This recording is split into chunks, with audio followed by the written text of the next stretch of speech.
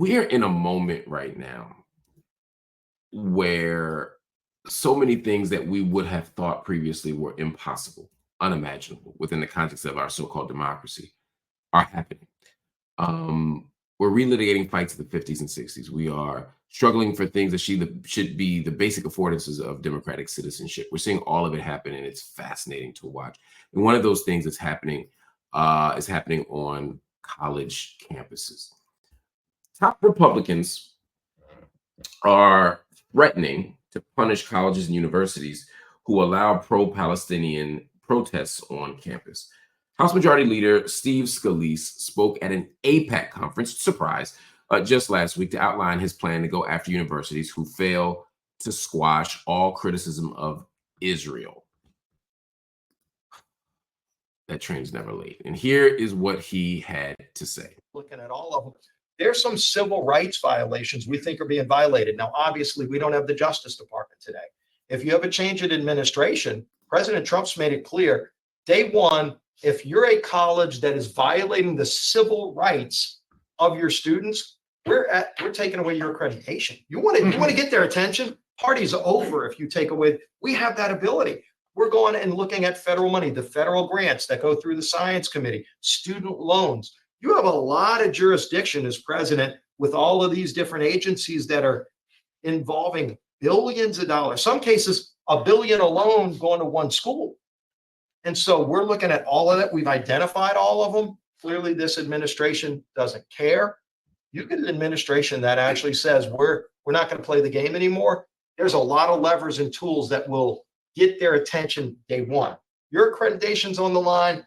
You're not playing games anymore, or else you're not a school anymore. So, we've had the hearings. We've got it teed up. This president's choosing not to use these tools. The tools. Wow. It is hard to make Joe Biden look reasonable on these issues, right? They're actually scolding the Democratic Party for not being sufficiently repressive, for not abandoning principles of free speech enough. They're saying that the Biden administration, President Biden himself, who self-identifies as a Zionist, they're saying that he just isn't strongly enough a stalwart for Israel to the point that they will shut down universities and strip their accreditation away for being too critical of Israel. Now, they use the language of civil rights, and I certainly respect and appreciate the language and logic of civil rights, but the problem here is that this isn't really a civil rights issue. That's not really what this is about. This is an attempt to silence all criticism of Israel all over the public sphere, but certainly in colleges and universities. We've seen more of it since the spring when the encampments started all over the university campuses in the United States, but we've seen it for years now, and it's only getting worse. And it's not just for the students. It's not just the students who are being challenged and undermined by these types of policies and laws. In fact, we see it with faculty. And I think maybe the best example we've had in recent memory is the example of Professor Maura Finkelstein. She is the first tenured college professor to be fired, for pro-Palestinian speech. Maura Finkelstein was terminated by Muhlenberg College in Pennsylvania after an Instagram post, which she shared. She didn't write it. She shared it, sharing the words of Palestinian poet Rami Kenazi, which encouraged people not to normalize Zionism. Now, Maura is appealing her termination, and the Academic Advisory Council of Jewish Voices for Peace are demanding her immediate reinstatement. And of course, we here at Night School echo that call. Joining me now is Professor Finkelstein. Maura, thank you so much for joining me. Thanks so much for having me. It's an absolute pleasure to talk to you, although I wish it was under different circumstances. For those that don't know the story, what happened at Muhlenberg? How did this happen? Yeah, I'm still trying to figure that out, to be honest. But, like a lot of faculty who were speaking out in support of Palestinian liberation, who were calling a genocide, I was on the radar of my administration. I had been before October of last year, but I came under or I came on the radar of my college in particular because I wanted to help my students understand in October the historical, social, cultural context in which we were sort of entering a new cycle, as though, you know, everything started on October 7th. My job as a college professor, as you know, is to actually say there's history here, there's context, there's politics, et cetera, et cetera. And I was already teaching about Palestine in all of my classes, so it would have been a complete irresponsible move to not talk about it.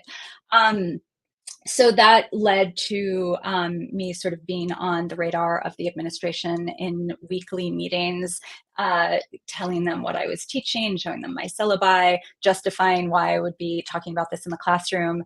There really wasn't a case against me in terms of the material I was teaching. And so then there was What was the concern course? over, Just for context, because I don't want people to think that you're like out here teaching about something that's like tangential to the course.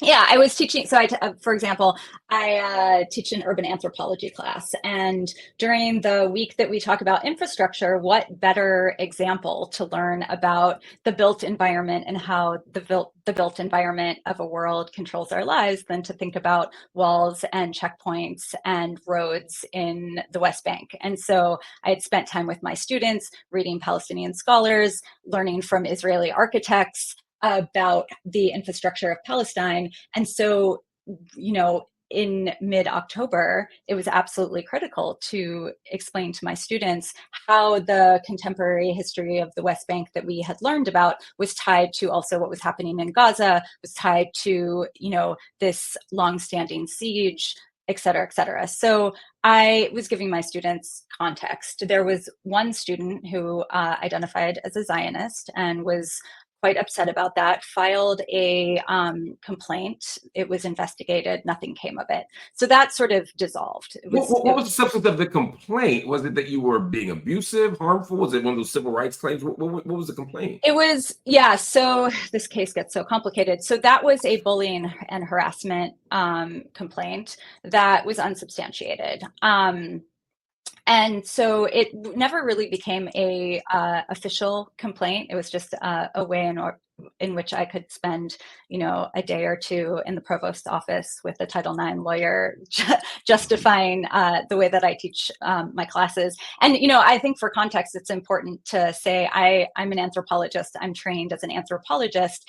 And, you know, for those of us who are following what's happening in Palestine and what's been happening in Palestine for a long time, there's a lot of insistence from liberals, from politicians, et cetera, to make sure that we're addressing both sides. And those of us who attend to power know that when we hear both sides, we're actually being told to evacuate the story of all power, evacuate the story of all context. As an anthropologist, my work is to situate myself in a particular perspective and think about the world from that perspective. And when I teach about Palestine, I am thinking about the world of Palestine, the world of Palestinians. I'm teaching Palestinian scholars.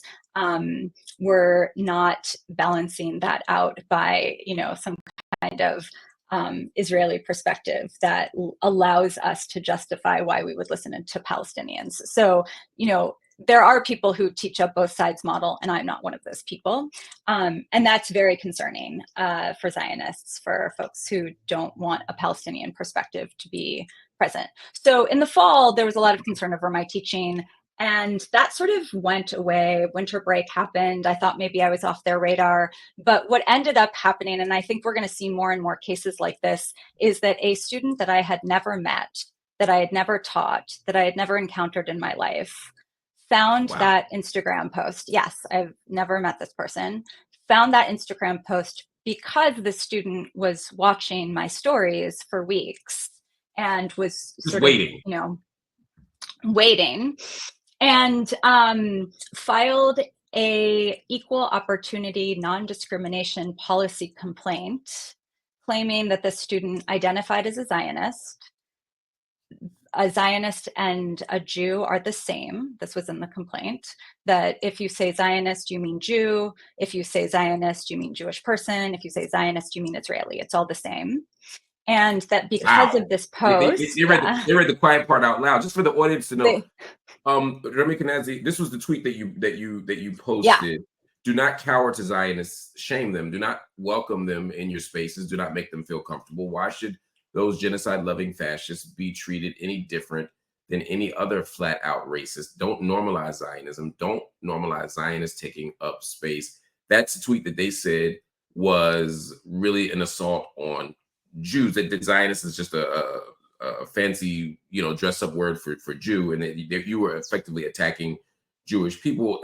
Maybe it should or shouldn't matter, but you yourself are Jewish, correct? I'm Jewish, yeah. Okay. But I'm the wrong kind of Jew. Which is fascinating if they're saying that all Jews are Zionists, right? That's right. Yeah. It's really interesting, isn't it? yeah, fascinating. So this complaint comes through. What do you do? So, well, what do I do? What don't I do? So this complaint comes through. I'm told that I am not allowed to teach my classes. This came after the first day of the spring semester. So my classes were reassigned to an adjunct. I was locked out of my college email. I've never been allowed back into it. I'm actually kind of glad. I'm sure there's thousands and thousands of emails. I was department chair at the time. And I wasn't allowed on campus. There was an investigation. It lasted for several months. It produced a 308-page report that essentially concluded that while my behavior was maybe unsavory, I wasn't actually guilty of violating the EO policy, because the EO policy is supposed to be chronic and pervasive.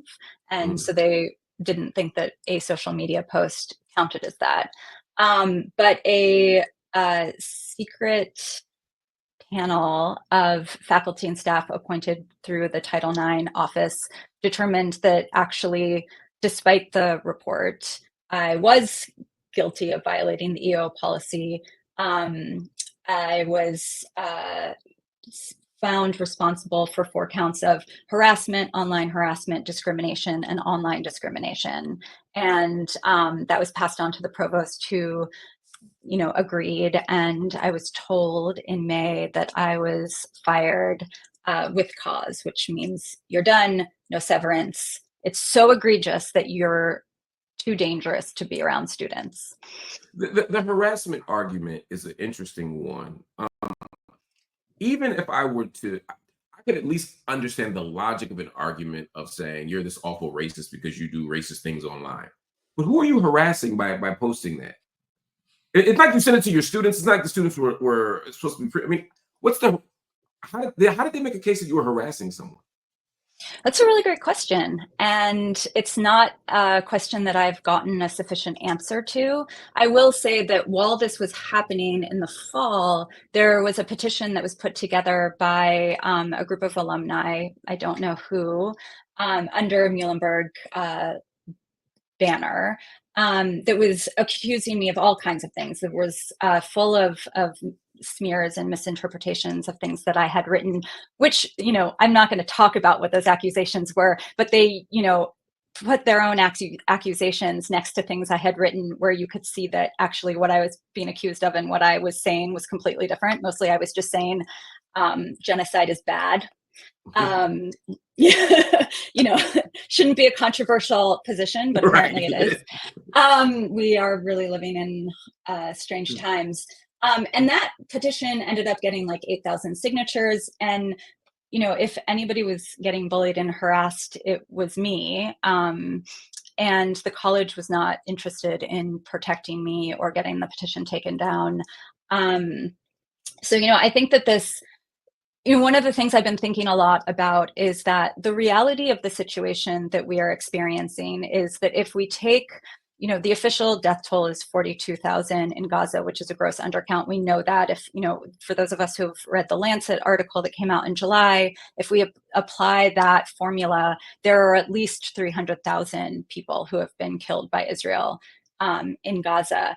And that is where the danger is. That is where the unsafety is. But instead, somehow in the United States, we have been convinced that the feelings of unsafety that some students are perceived feelings are more important and should be the focus, and not on the hundreds of thousands of people who have been murdered and the millions of people who have been displaced and are starving to death, are being bombed, et cetera, et cetera. So there's really like a complete perversion of what safety, harassment, et cetera means right now.